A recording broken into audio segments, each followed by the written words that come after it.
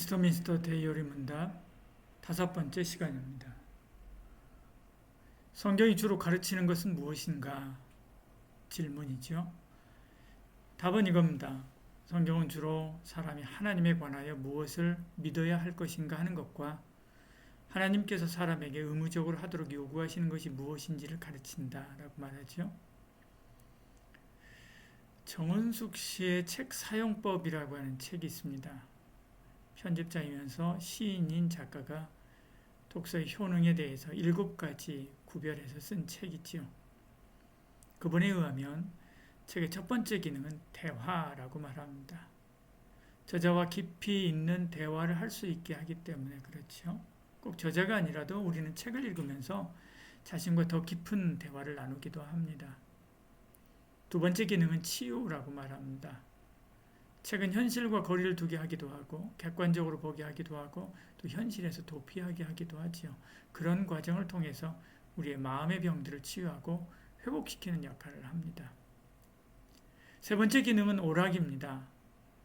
책을 읽는 동안에 몰입하게 하는 특별한 즐거움, 그 즐거움을 주지요. 그래서 매체는 달라져도 즐거움을 추구하는 인간이 변하지 않는 한 책은 영원히 계속될 것입니다. 네 번째 기능은 지식이지요. 책은 지식의 역사지요. 인류의 많은 지식이 책의 형태로 전수되고 있습니다. 대표적인 것이 교과서입니다. 다섯 번째 기능은 인간학이지요. 책은 곧 인간이지요.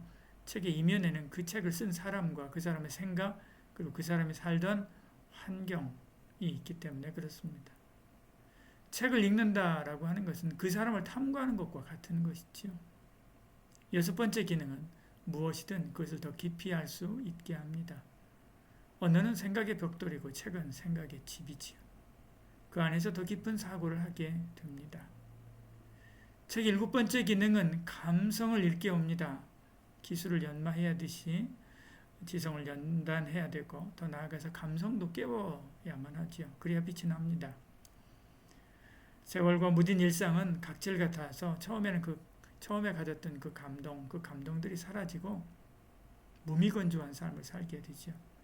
그러나 책은 그것들을 다시 새롭게 보게 하죠. 그러니까 책을 열심히 읽어야 됩니다. 성경도 책이죠. 그러니까 우리는 성경을 통해서 하나님과 대화하고 우리 영혼이 치유되며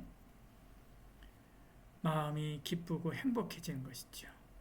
하나님을 더 깊이 알아가고 그 지식으로 나를 알고 인생이 무엇인지 삶이 무엇인지 더 깊이 깨칠 수 있게 됩니다. 죽은 우리 영혼이 살아나서 하나님께 더욱더 민감하게 반응하는 그런 영성이 밝아지게 되죠. 웨스트민스터 대요리 문답은 그 중에서 뭐에 집중하고 있느냐면 지식으로서의 책입니다. 그래서 질문이 성경이 주로 가르치는 것은 무엇이냐 하는 것이죠. 책이 인간 지식의 지층을 이루듯이 하나님의 책인 성경은 하나님을 아는 지식이 지층을 이루고 있습니다. 파면 팔수록 더 가치 있고 고귀한 것들이 나오지. 하나님을 더욱더 깊이 알아가게 됩니다. 예를 들어서요. 고조선 시대의 유물들이 얼마 없는데 어느 날 어디선가 그 고조선 시대의 왕궁터와 주거지가 대거 발견됐습니다. 유물이 쏟아져 나온 것이지요.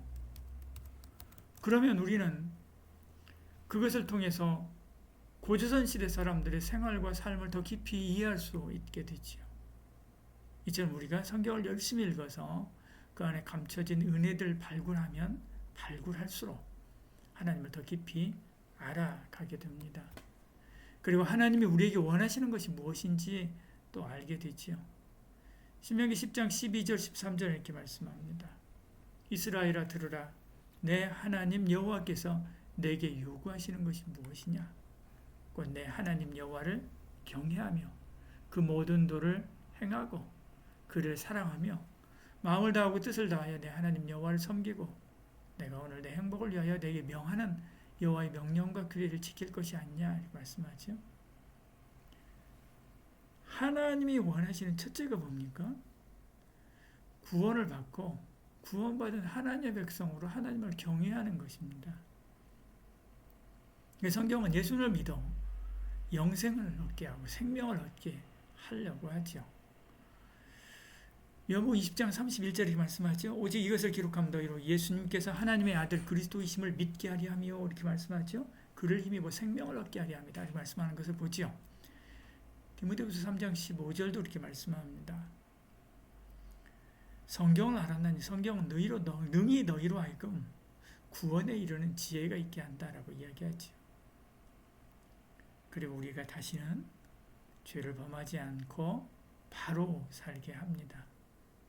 디모데후서 3장 16절 17절에 모든 성경은 하나님의 감동으로 된 것으로 교훈과 책망과 바르게 함과 의로 교육하기에 유익하다. 그렇게 말씀하고 있지 않습니까? 성경은 바른 말씀입니다. 마치 똑바른 자가 똑바른 선을 그을 수 있도록 돕듯이 바른 성경이 우리가 바른 삶을 살 수 있도록 돕는 거죠. 그래서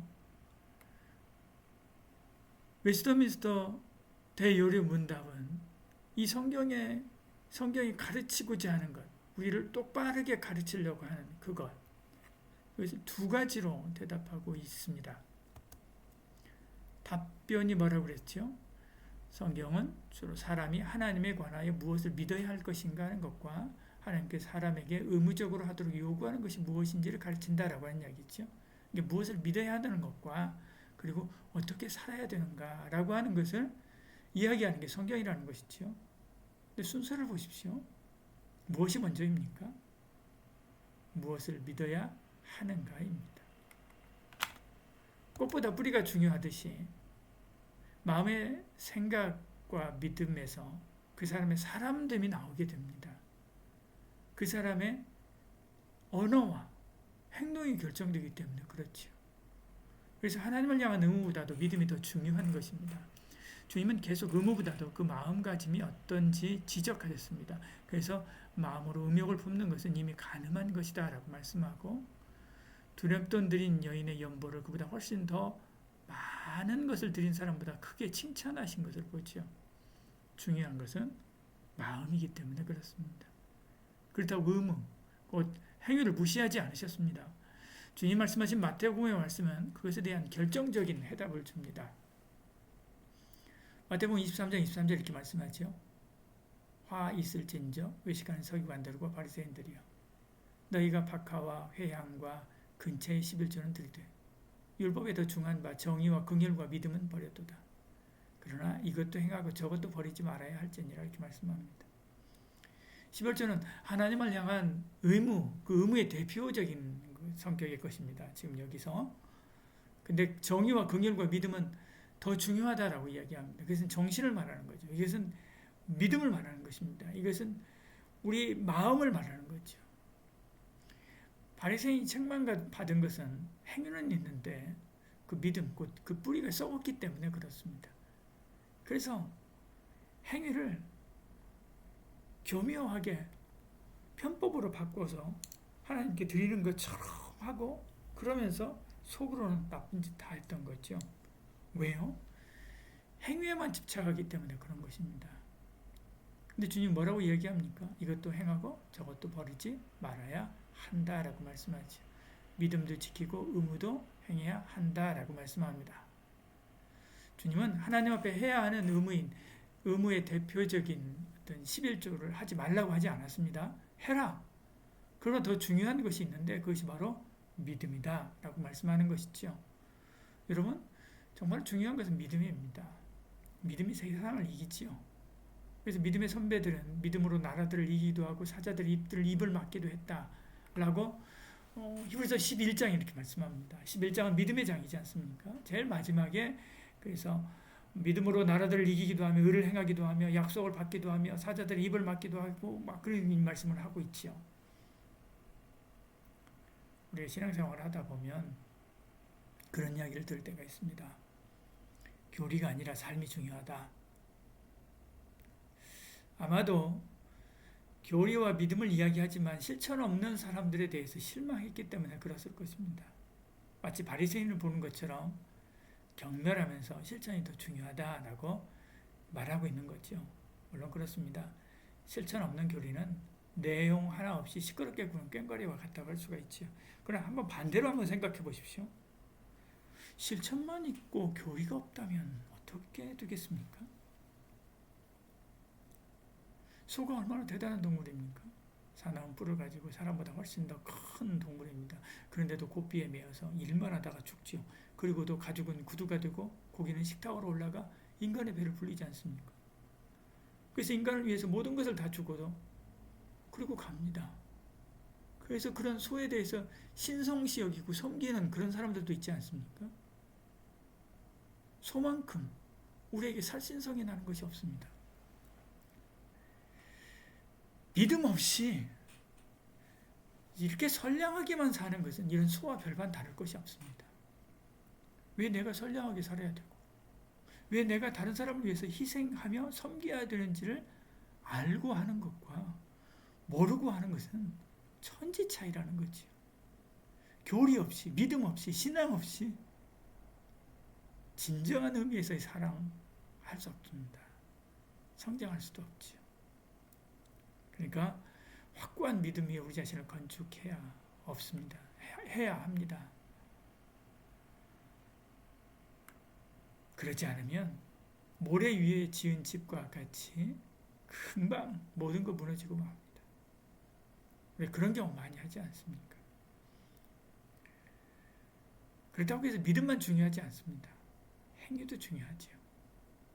내 형제들아 만일 사람이 믿음이 있노라 하고 행함이 없으면 무슨 유익이 있으리요? 야고보서 2장 14절에 말씀하지 않습니까? 그 믿음이 능히 자기를 구원하겠느냐? 없다. 왜? 그냥 죽은 믿음이 있기 때문에 그렇다. 야고보서 2장 17절 20절에 말씀합니다. 행함이 없는 믿음은 그 자체가 죽은 것이다. 행함이 없는 믿음이 헛것인 줄을 내가 알지 못하느냐? 이야기합니다. 사실은 이 둘은 하나입니다. 예를 들어서 바이오 산업의 셀트리온이라고 하는 회사가 있습니다. 아시는 분 아마 아실 것입니다. 이 바이오 산업은 신약이 개발되면 주가가 폭등하지만 불발하면 망하죠. 망하진 않지만 그래도 어쨌든 잘 안 올라갑니다. 그래서 리스크가 크지요. 셀트리온이라고 하는 회사는 코로나 감염 치료제와 신속 진단 키트를 개발하고 있습니다. 이게 성공하면 주가가 뛸 것입니다. 이미 뛰었죠. 성공했고요. 제가 아는 분의 조카가 여기 강내에 계신 분입니다. 그분이 거기 연구원이라고 합니다. 외국에 이제 연구하러 간다고 하는 소식을 들었는데 들어온 거예요. 오래 있을 줄 알았는데 들어온 거예요. 그래서 들어와서 이제 그 누님의 아들이니까요. 조카죠. 인사한다고 전화했습니다. 왜 이렇게 일찍 왔냐? 이렇게 물으니까 그냥 그렇게 됐어요. 일찍 들어왔어요. 그렇게 대답했다고 합니다. 그래서 무슨 일이 있나 싶어서 누님께 전화해서 물었다고 합니다. 어떻게 된 거요? 물었는데 거기 가서 연구하던 그 연구가 성공해서 돌아왔다라고 대답한 거예요. 그러면 어떻게 됩니까? 주가가 폭등하죠. 주식하는 사람이라면 그걸 아는데 그 주식을 안 사야겠느냐는 겁니다. 사실 이 셀트리온 주가가 2017년만 해도 10만 원이 안 됐습니다. 불과 3년, 4년 전이지 않습니까? 근데 오늘 아침에 보니까요. 35만 7천 원이었습니다. 많이 올랐죠. 올 가을 정도부터 하반기부터 계속 올랐습니다. 하반기에 이제 이게 될 것이다라고 하는 어떤 그런 분위기들이 있었던 것 같습니다. 저희 잘 모르지만 믿음은 이런 것입니다. 믿고 행하면 이런 큰 은혜와 복이 있는데 그것을 행하지 않겠습니까? 당연히 행하는 거죠. 이 사실을 알고 아직 시장에서 뉴스에 알려지지 않은 그 성공했다고 하는 소식을 나만 알고 있습니다. 그러면 내가 그 주식 사지 않겠습니까? 내가 주식하는 사람이라면 사지요. 믿음도 왜 똑같다는 것입니다. 믿고 행하면 이런 큰 은혜와 복이 있는데 그것을 행하지 않겠느냐? 당연히 행한다는 거죠. 근데 그런 경우가 있습니다. 말로만 그렇게 말하지 정작 자기 마음에는 믿지 않는 경우가 있어요. 그럼 행동하겠습니까? 안 하죠. 평소에 그 조카에 대해서 잘 신뢰를 못한 사람이 있다고 한번 생각해 보십시오. 성공하고 왔다고 해도 믿을 수가 없는데 마음속으로 그렇게 생각하면 다른 사람에게는 그리고 왔대 라고 이야기하지만 자기 마음속에 그런데 라고 한다면 그 사람의 주식 사겠습니까? 안 사죠. 그러니까 행함은 그 사람의 믿음이 진짜인가 가짜인가를 보여주는 것입니다. 그래서 야고보서 2장 22절에 이렇게 말씀하는 거죠. 내가 보거니와 믿음이 그 행함과 함께 일하고 행함으로 믿음이 온전하게 된다. 행함을 통해서 믿음이 옳다. 그 믿음이 진짜다라고 하는 것을 증명해 보인다는 것이죠. 여러분, 가장 기본적인 것을 5가지를 오늘까지 해서 마쳤습니다. 이때 여러분 답 1, 2, 3, 4, 5번까지 문제가 가장 중요한 문제인데요. 이제 6번부터는 이제 하나님에 대해서 이야기를 다시 합니다. 근데 가장 중요하고 기초적인 것에 대한 것들을 여기서 다 다루었는데요. 성경입니다. 성경을 부지런히 보고 깨달아서 굳세고 단단한 믿음. 성경이 우리에게 주시고자 하고 가르치고자 하는 게 뭐죠? 믿음이라고 했죠? 믿음. 그 믿음이 성장일 뿐만 아니라 그렇게 살아감으로 우리가 어떻게 살아가야 될지를 가르친다고 했죠? 그렇게 살아감으로 성경에 놀라운 그 안에 있는 보화들, 그 보화를 캔 사람들 많지 않습니까? 욥이 그 보화를 캤고 다윗이 그 보화를 캤고 야곱이 그 보화를 캤고 했듯이 저와 여러분도 그 보화를 캐어서 하나님 놀라운 은혜 원총을 누리는 그런 삶을 사시기를 축복합니다. 기도하겠습니다. 살아계 많으신 우리 하나님 우리 가운데 함께 하시고 은혜 베풀어 주시사 하나님 말씀으로 받고 그 받은 말씀 순종하며 그 말씀 따라 살아가는 저희들 되게 하여 주시옵소서. 예수님 이름으로 기도드리옵나이다. 아멘.